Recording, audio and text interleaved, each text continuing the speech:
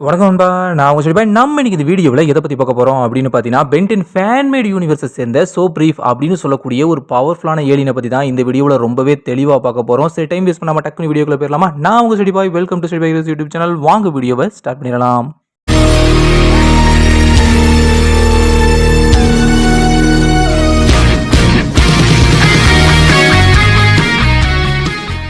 சோப்ரீஃப் இந்த எலினோட ஸ்பீசிஸ் பேர் வந்து எனக்கு வாயிலே நுழைய மாட்டேங்குது. ஸோ நான் ஸ்க்ரீனில் போடுறேன், நீங்களே படித்து பார்த்து தெரிஞ்சுக்கங்க. இது எங்கே வாழ்ந்துகிட்டு இருக்கு அப்படின்னு பார்த்தீங்கன்னா, பக்லிகன் அப்படின்னு சொல்லக்கூடிய ஒரு பிளானெட்டில் தான் இந்த ஏலியன் ஸ்பீசிஸ் வாழ்ந்துகிட்டு இருக்கு. 2 பிரிவாக பிரிஞ்சு வாழ்ந்துகிட்டு இருக்காங்க.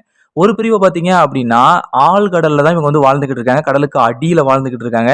2வது பிரிவு எங்கே வாழ்ந்துகிட்டு இருக்காங்க அப்படின்னு பார்த்தீங்கன்னா, பூமியில், அதாவது தரையில் வந்து வாழ்ந்துகிட்டு இருக்கிற மாதிரி சொல்லப்பட்டிருக்குது. இதுக்கு வந்து காரணம் இருக்குது. அது வந்து நான் போக போக சொல்கிறேன்.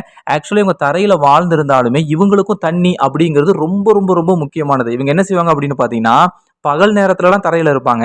ஆனால் இரவு நேரம் ஆயிடுச்சு அப்படின்னா கண்டிப்பாக அவங்க தண்ணிக்குள்ளே தான் தூங்குறதுக்காக போவாங்க. அவங்க தூங்குற இடமே வந்து தண்ணிக்குள்ளே தான் அவங்க வந்து தூங்குவாங்க. கிட்டத்தட்ட ஆமை தவக்கலை மாதிரி இவங்க என்ன செய்வாங்க அப்படின்னா, தண்ணியிலையும் வாழ்வாங்க, தரையிலையும் வாழ்வாங்க. இவங்க இரவு நேரத்தில் தூங்கும் போதே இவங்க உடம்புக்கு தேவையான அந்த தண்ணி இருக்கு பார்த்தீங்களா, அதை வந்து ஆட்டோமேட்டிக்காகவே அவங்க உடம்பு வந்து கலெக்ட் பண்ணிடும் அப்படிங்கிற மாதிரி சொல்லியிருக்காங்க. ஏன்னா தண்ணி இல்லாமல் இவங்களால வாழவே முடியாது. அதனாலேயே இவங்க வந்து எங்கே தண்ணி இருக்கோ அந்த இடத்துக்கு பக்கத்தில் தான் இவங்க வாழவே செய்வாங்க. ஒருவேளை இவங்க தண்ணியே பார்க்காம ஒரு நாள் ஃபுல்லும் இருந்துட்டாங்கன்னு வச்சுக்கோங்களேன், அடுத்த நாள் வந்து இவங்களுடைய பாடி பயங்கரமாக வீக் ஆகிரும், அதிகமாக டீஹைட்ரேஷன் ஆக ஆரம்பிச்சிடும். இவங்க வந்து இறந்து போகிறதுக்கு கூட அதிகமான வாய்ப்பு இருக்குது அப்படிங்கிற மாதிரி இதோட கிரியேட்டர் வந்து சொல்லியிருக்காரு. ஸோ பெரும்பாலும் தண்ணிக்கு பக்கத்தில் தான் இவங்க வாழவே செய்வாங்க. அப்புறம் எதுக்காக இவங்க வந்து தரையில் இருக்காங்க? இவங்க ஜஸ்ட் வந்து அவங்க கூட சேர்ந்து, அதாவது 2 பிரிவாக பிரிஞ்சிருக்காங்கல்ல, இவங்க ஏன் ஒரே பிரிவாக பிரிஞ்சு கடல்ல மட்டும் வாழக்கூடாது அப்படின்னு சொல்லி உங்களுக்கு ஒரு சந்தேகம் வர்றதுக்கு அதிகமான வாய்ப்பு இருக்கு. நான் முதல்ல சொன்ன மாதிரி அதுக்கு ஒரு காரணம் இருக்கு. அது என்ன காரணம் அப்படின்னு பார்த்தீங்கன்னா, இந்த கிரகத்தில் எப்பவுமே யுத்தங்கள் நடந்துகிட்டே இருக்கும். அதுக்கு காரணம் இந்த கிரகத்தில் மட்டும் கிடைக்கக்கூடிய ஒரு விதமான மினரல்ஸ் தான் அதுக்கு வந்து காரணம். அந்த மினரல்ஸை கைப்பற்றுறதுக்காக ஏகப்பட்ட கிரகவாசிகள் என்ன செய்வாங்க அப்படின்னு பார்த்தீங்கன்னா, இந்த கிரகத்து மேல அடிக்கடி யுத்தம் பண்ணிக்கிட்டே இருப்பாங்களாம். வந்தவங்களே திரும்ப திரும்ப என்ன செய்வாங்க அப்படின்னு பார்த்தீங்கன்னா, படையெடுத்து வந்துகிட்டே இருப்பாங்க. ஏன்னா அந்த மினரல்ஸுக்கு வந்து அந்த அளவுக்கு மார்க்கெட்ல வந்து ஒரு மிகப்பெரிய தொகையை கொடுத்து வாங்குறது கூட ஆட்கள் இருக்கு அப்படிங்கிறதுனால, அந்த மினரல்ஸ் எடுக்கிறதுக்காகவே ஏகப்பட்ட பேர் உயிர் விட்டுருக்காங்க அப்படிங்கிறது ஒரு குறிப்பிடத்தக்க ஒரு விஷயம். அந்த மினரல்ஸ் வந்து ஏகப்பட்ட விஷயத்துக்கு பயன்படுத்துறாங்க. குறிப்பா மருத்துவத்துக்கும் அறிவியலுக்கும் மட்டும் இல்லாம ஆயுதங்கள் செய்யறதுக்கு கூட அது அதிகமாக பயன்படுத்துறாங்க அப்படிங்கிற மாதிரி சொல்லப்படுது. அது மட்டும் இல்லாமல் அடுத்தவங்களுடைய சக்திகளை அதிகரிக்கிறதுக்கும், புது புது சக்திகளை அவங்க உடம்புக்குள்ள இருந்தே உருவாக்குறதுக்கும் கூட அது அதிகமாக உபயோகப்படுது அப்படிங்கிற மாதிரியும் சொல்லியிருக்காங்க. ஜஸ்ட் அதோட தன்மையையும் வடிவத்தையும் மட்டும் மாற்றி அமைச்சா போதும், இதோட அபரிவிதமான சக்திகள் வந்து வெளிப்படும். அதை நம்ம பல வகைகளை பயன்படுத்திக்கலாம் அப்படிங்கிற மாதிரி சொல்லியிருக்காங்க. இதுக்காகவே பல கிரகவாசிகள் இந்த கிரகத்து மேல படையெடுத்து வந்துகிட்டே இருப்பாங்க. அவங்கள தடுத்து நிறுத்துறது தான் இந்த கிரகத்துல வாழ்ற மக்களோட மிக முக்கியமான வேலையாவே இருக்கும். குறிப்பா நம்ம சோப்ரீப் என்ன செய்வாங்க அப்படின்னு பார்த்தீங்கன்னா, அவங்களால மற்றவங்களை ஹீல் பண்ண முடியும். அதாவது சண்டையில் அடிபட்டு பலவீனமா இருக்கிறவங்களையும் அவங்க கைகால்களோட இழந்திருக்கலாம். அப்படிப்பட்ட சூழ்நிலை அவங்க இருந்தாங்க அப்படின்னா அவங்கள வந்து ஹீல் பண்ணி திரும்பவும் அவங்கள சண்டைக்கு அனுப்புறது தான் இவங்களுடைய மிக முக்கியமான வேலையாவே இருக்கும். மற்றபடி இவங்களுக்கு ஸ்ட்ரென்த் அண்ட் ஸ்டாமினா அந்த அளவுக்கு இருக்கு அப்படின்னு நான் சொல்ல மாட்டேன். இவங்க வந்து ஒரு ஹீலரா செயல்படுறாங்க அப்படிங்கிறதா உண்மை. கிட்டத்தட்ட நம்ம நருட்டோ சீரிஸ்ல பாத்தீங்க அப்படின்னா, மெடிக்கல் நிஞ்சா அப்படின்னு சொல்லி ஒரு கேங் இருப்பாங்க. அவங்கள மாதிரி தான் இவங்களும் செயல்படுவாங்க. அந்த மெடிக்கல் நிஞ்சாஸ்லாம் பார்த்தீங்க அப்படின்னா, நிறைய பேர் அடிபட்டு ரொம்ப மோசமான நிலைமையில வரும்போது அவங்கள சரி பண்ணி திரும்பவும் அவங்களோட யுத்தத்துக்கு அனுப்பி வைக்கிற மாதிரி காமிச்சிருப்பாங்க இல்லையா? அதே மாதிரி தான் இந்த சோப்ரீஃப் ஸ்பீசிஸும் என்ன செய்வாங்க அப்படின்னு பார்த்தீங்கன்னா, அவங்கள ஹீல் பண்ணிக்கிட்டே இருப்பாங்க. அந்த இடத்துல அவங்க அடிபட திரும்ப திரும்ப அவங்கள ஹீல் பண்ணிக்கிட்டே இருப்பாங்க. இவங்களுடைய ஹீலிங் பவர் வந்து எந்த அளவுக்கு ரொம்ப சக்தி வாய்ந்தது அப்படின்னு பார்த்தீங்கன்னா, இவங்களால கை கால்கள் துண்டா போன நபரை கூட ஒரே செகண்ட்ல திரும்பவும் வளர வைக்க முடியும் அப்படிங்கிற மாதிரி தெளிவாகவே கன்ஃபார்ம் பண்ணியிருக்காங்க. அதாவது ஷார்ட்டா சொல்லணும் அப்படின்னா, இவங்க தான் இந்த கிரகத்தோட டாக்டர்ஸ் அப்படிங்கிற மாதிரி சொல்றாங்க. அப்படிதான் இவங்க சுத்திக்கிட்டும் இருக்காங்க. ஆனா இவங்களுக்கு ஹேண்ட் டு ஹேண்ட் காம்பேக்ட்ல வந்து ஸ்கில்ஸ் கிடையாது அப்படிங்கறதான் உண்மை. இதனாலேயே சில நேரங்கள்ல வந்து இந்த கிரகத்தை சேர்ந்த சிலரே என்ன செய்வாங்க அப்படின்னு பார்த்தீங்கன்னா, சில கடத்தல்காரர்கள் கொள்ளைக்காரர்கள் என்ன செய்வாங்க அப்படின்னு பார்த்தீங்கன்னா, இந்த சோப்ரீப்போட குழந்தைகள் இருக்காங்க பார்த்தீங்களா, அவங்கள வந்து கடத்திட்டு போய் பிளாக் மார்க்கெட்ல விற்கவும் செய்வாங்க. ஏன்னா இவங்களுக்கு ஹீலிங் பவர்ஸ் இருக்கிறதுனால இவங்க வளர்ந்ததுக்கு அப்புறம் நமக்கு யூஸ் ஆவாங்க அப்படின்னு சொல்லி ஏகப்பட்ட பேர் என்ன செய்வாங்க அப்படின்னா, அதிகமான தொகை கொடுத்து அந்த குழந்தைகளை வந்து வாங்கிட்டு போவாங்க. அதுக்காகவே பல குழந்தைகள் கடத்தப்பட்டிருக்கு அப்படிங்கிற மாதிரியும் சொல்லப்படுது. இதனாலேயே ஒரு சில சோப்ரீப் ஸ்பீசிஸ் இருக்காங்க பார்த்தீங்களா, அவங்க வந்து தற்காப்பு கலைக்கும் அதிகமான முக்கியத்துவத்தை கொடுப்பாங்க அப்படிங்கிற மாதிரியும் சொல்லப்பட்டிருக்கு. இவங்களோட பவர்ஸ் பத்தி சொல்லணும் அப்படின்னா, இவங்க ஒரு வாட்டர் டைப் ஏலியன். இதுலயே நம்மளால தெளிவா புரிஞ்சுக்க முடியும். இவங்களால தண்ணிக்குள்ள உயிர் வாழ முடியும், சர்வை பண்ண முடியும். குறிப்பா ஆழ்கடலோட அழுத்தத்தை கூட இவங்களால ரொம்ப சுலபமா தாங்க முடியும் அப்படிங்கிற மாதிரி சொல்லியிருக்காங்க.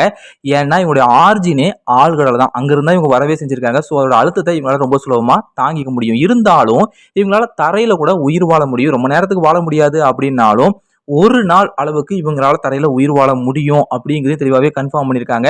கூடவே இவங்க ஒரு ஸ்பாஞ்ச் லைக் ஏலியன் அப்படிங்கிறதுனால தன்னுடைய உடம்பு வழியாவே தண்ணீரை வந்து தன்னுடைய உடம்புக்குள்ள உறிஞ்சி வச்சுக்க முடியும். அதாவது இவங்க தண்ணியை வந்து குடிக்கணும் அப்படிங்கிற தேவை கிடையாது. ஜஸ்ட் இவங்க தண்ணிக்குள்ள இறங்கினா மட்டும் போதும். இவங்களுடைய உடம்பே ஆட்டோமேட்டிக்கா ஒரு ஸ்பாஞ்ச் மாதிரி அந்த தண்ணியை வந்து தனக்குள்ள உறிஞ்சி வச்சுக்கும். தேவைப்படுற அளவுக்கு தண்ணியை வந்து உறிஞ்சி வச்சுக்கும் அப்படிங்கிற மாதிரியும் சொல்லியிருக்காங்க. அதனாலதான் இதோட ஸ்பீடு வந்து தரையில ரொம்பவே கம்மியா இருக்கும். ஏன்னா அவ்வளவு தண்ணியை உறிஞ்சி வச்சிருக்கிறதுனால தரையில வந்து இதால ரொம்ப வேகமா செயல்பட முடியாது. தரையில வந்து ஸ்லோவா தான் இருக்கும். அதுக்காக தண்ணியில வந்து ரொம்ப ஸ்பீடா இருக்கும் அப்படின்னு சொல்லி நான் சொல்ல வரல. தண்ணியிலயும் இவங்க ஓரளவுக்கு ஸ்லோவா தான் இருப்பாங்க. ஆனா தரையில இருக்கிறத விட தண்ணிக்குள்ள வந்து கொஞ்சம் ஃபாஸ்டா இருப்பாங்க. கூடவே இவங்களால இவங்க உடம்புல இருக்கக்கூடிய தண்ணீரை வந்து பபிள்ஸா மாத்தி அதை வச்சு ஆப்போனண்ட்டை அட்டாக் பண்ண முடியும் அப்படிங்கிற மாதிரி சொல்லியிருக்காங்க. நீங்க போக்கிமான் சீரிஸை பார்த்தீங்க அப்படின்னா அதுல வரக்கூடிய பெரும்பாலான வாட்டர் டைப் ஏலியன்ஸுக்கு வந்து இந்த பபுள் அட்டாக்ஸ் இருக்கிற மாதிரி காட்டியிருப்பாங்க. அதாவது பபிள்ஸை வந்து தன்னுடைய வாயிலிருந்து அட்டாக் மாதிரி அதால வர வைக்க முடியும் அப்படிங்கிற மாதிரி சொல்லியிருப்பாங்க. அதை வச்சு ஆப்போனண்ட்டை வந்து அதால பயங்கரமா டேமேஜ் பண்ணவும் முடியும்.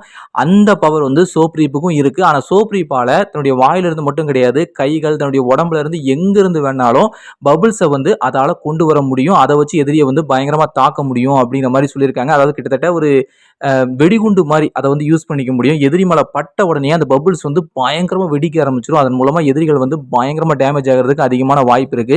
போக்கிமான் சீரிஸ்ல வந்த அந்த பவரை விட இது வந்து படு பயங்கரமான ஒரு பவர் அப்படிங்கிறத நம்ம ஒத்துக்கிட்டே ஆகணும். கிட்டத்தட்ட ஒரு பாம் மாதிரி செயல்பட்டு எதிரிகளை பயங்கரமா டேமேஜ் பண்ணும். அட்டாக்கிங் பர்பஸ்க்கு மட்டும் இல்லாம இந்த பபிள்ஸை வச்சு மற்றவங்களை ஹீல் பண்ணவும் முடியும். ஆக்சுவலா இந்த மெத்தடை யூஸ் பண்ணி தான் மற்றவங்களை எல்லாத்தையுமே நம்ம சோப்ரீப்பால ஹீல் பண்ண முடியுது. அதாவது சோப்ரீப் யாரை ஹீல் பண்ணணும் அப்படின்னு சொல்லி நினைக்குதோ அவங்கள வந்து ஒரு சில செகண்ட்ஸ் மட்டும் இந்த பபிள்ஸ்குள்ள வச்சா மட்டும் போதும் அவங்க முழுசாவே ஹீல் ஆயிருவாங்க. அதாவது அவங்க ரத்த சொட்டு நிலைமையில இருக்கலாம், இல்ல கை கால்கள் வெட்டப்பட்டு இருக்கலாம், எதா இருந்தாலும் சரி சாகுற நிலைமையில இருந்தா கூட அந்த பபிள்ஸ்குள்ள இருக்கிறவங்க ரொம்ப சுலபமாவே பிழைச்சுக்குவாங்க. அவங்களுடைய கை கால்கள் எல்லாமே முளைச்சிரும் அப்படிங்கறதான் உண்மை.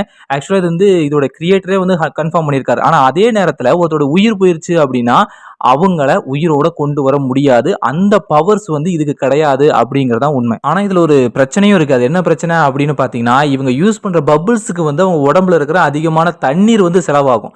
ஸோ அப்படி செலவாகும் போது என்ன ஆகும் அப்படின்னு பாத்தீங்கன்னா அவங்களுடைய உடம்புல இருக்கக்கூடிய அந்த ஈரப்பதம் குறைய குறைய இவங்க பயங்கரமா வீக்காக ஆரம்பிப்பாங்க. அதாவது பெரும்பாலும் இவங்க உடம்புல இருக்கக்கூடிய தண்ணீர் தான் இவங்களுக்கு உயிராகவே இருக்குது.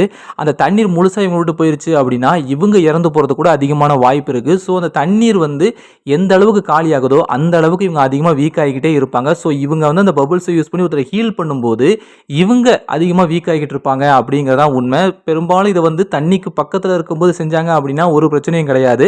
ஆனால் ஒரு பாலைவன நிலத்திலையோ இல்லை வேற ஏதாவது ஒரு சமவெளியிலையோ இவங்க செஞ்சாங்க அப்படின்னா கண்டிப்பாக அதற்கான விளைவு வந்து இவங்க சந்திக்க வேண்டியதாக இருக்கும். இது உங்களுக்கு ஒரு சின்ன ஒரு வீக்னஸாகவும் அமைஞ்சிருக்கு அப்படிங்கிறதா உண்மை. இது போக இவங்க கிட்ட ரீஜெனரேஷன் ஹீலிங் ஃபேக்டர் பவர் வந்து இருக்குது. அதாவது இவங்களை துண்டு துண்டா வெட்டி போட்டாலும் சரி, பீஸ் பீஸா பிச்சு போட்டாலும் சரி, திரும்ப ஒன்னா சேர்ந்து இவங்க வந்து உயிரோட வந்துருவாங்க. இவங்களை வந்து சாகடிக்கவே முடியாது அப்படிங்கிறத தெளிவாவே கன்ஃபார்ம் பண்ணியிருக்காங்க. இல்ல நீங்க கையை மட்டும் துண்டா பிச்சு போட்டுட்டீங்க அப்படின்னா கூட அது திரும்ப முளைச்சிரும். அதாவது கிட்டத்தட்ட நம்ம ஸ்வாம் ஃபயரை பார்த்துருப்பீங்க இல்லையா? மிகப்பெரிய வெடி விபத்து ஏற்பட்டா கூட அதுல நம்ம ஸ்வாம் ஃபயர் சிக்கினா கூட ஸ்வாம் ஃபயருக்கு ஒண்ணுமே ஆகாது. ஒரு சின்ன பிசுறுல இருந்து கூட ஸ்வாம் ஃபயரால உயிரோட திரும்பி வர முடியும் அப்படிங்கிற மாதிரி தெளிவாவே காட்டியிருப்பாங்க. அதே மாதிரி இந்த ஏலியனாலையும் ஒரு சின்ன பிசுறுல இருந்து கூட இதால உயிரோட வர முடியும். எவ்வளவு பெரிய வெடி விபத்து ஏற்பட்டாலும் சரி இதோட உயிருக்கு எந்த பாதிப்பும் வராது அப்படிங்கிறத தெளிவாவே கன்ஃபார்ம் பண்ணியிருப்பாங்க. ஆனா இதுலயும் ஒரு சின்ன பிரச்சனை இருக்கு. அது என்ன அப்படின்னு பாத்தீங்கன்னா என்னதான் இவங்களை வெட்டி போட்டா திரும்ப இவங்க உயிரோட வந்துருவாங்க. அது ரெண்டாவது விஷயம். அதை நம்ம தனியாக வச்சிருவோம். ஆனால் ஒவ்வொரு வெட்டுக்கும் இவங்களால அந்த வலியை வந்து உணர முடியும் அப்படிங்கிறத வந்து தெளிவாகவே சொல்லியிருக்காங்க. அதாவது கிட்டத்தட்ட நம்ம ஒஸ்ட் ஸ்பீசிஸ் இருக்குது பார்த்தீங்களா, அது மாதிரி நம்ம வச்சுக்கலாம். ஒஸ்ட் ஸ்பீசிஸ் வந்து அதுக்கு டியூரபிலிட்டி ரொம்பவே அதிகம். நீங்கள் கத்தியை வச்சு குத்துனாலும் சரி இல்லை என்ன பண்ணாலும் சரி அது ஒன்றுமே ஆகாது. அதை வந்து சாகடிக்கவே முடியாது. ஆனால் அந்த ஒஸ்ட் ஸ்பீசிஸால் அந்த வலியை வந்து உணர முடியும் அப்படிங்கிற மாதிரி சொல்லியிருப்பாங்க. டியூரபிலிட்டி அதிகம் தான், ஆனால் அந்த வலியை வந்து அதால் உணர முடியும் அப்படிங்கிற மாதிரி சொல்லியிருப்பாங்க. அதே வீக்னஸ் தான் இந்த சோப்ரீப்புக்கும் கொடுத்து வச்சிருக்காங்க.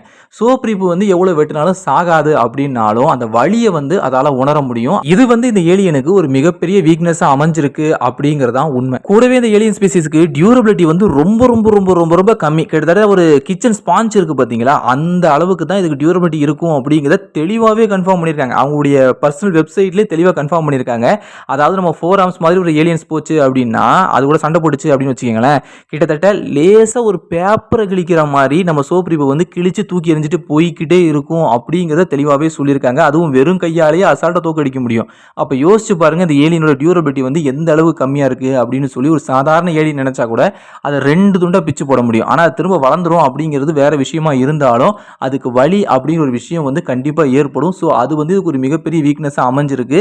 கூடவே இது வந்து ரொம்பவே அதோட டியூரபிலிட்டி கம்மியாக இருக்கிறதுனால இதை வந்து அசால்ட்டாக நம்மளால் பேப்பர் மாதிரி கிழிச்சு கிழிச்சு விளையாட முடியும் அப்படிங்கிறதுனாலையும் இதுவும் அதுக்கு ஒரு மிகப்பெரிய வீக்னஸாக அமைஞ்சிருக்கிறதுங்கிறது வந்து மறுக்க முடியாத ஒரு உண்மையாகவே இருக்குது. அவ்வளோதான் இந்த வீடியோ உங்களுக்கு பிடிச்சிருந்துச்சு அப்படின்னா மறக்காம ஒரு லைக்கை தட்டி விடுங்க. நீங்கள் நம்ம சேனலுக்கு புதுசாக இருந்தீங்க அப்படின்னா சப்ஸ்கிரைப் பண்ணி அதில் பெல்லை அடிச்சு விட்ருங்க. உங்கள் ஃப்ரெண்ட்ஸ் அண்ட் ஃபேமிலி யாருக்காவது மெயின்டெனன்ஸ் ரொம்ப பிடிக்கும் அப்படின்னா அவங்களுக்கு இந்த வீடியோ ஷேர் பண்ணி விட்ருங்க. இன்னொரு நல்ல வீடியோ நாங்களும் சந்திக்கிறேன். டாட்டா பை பை, see you.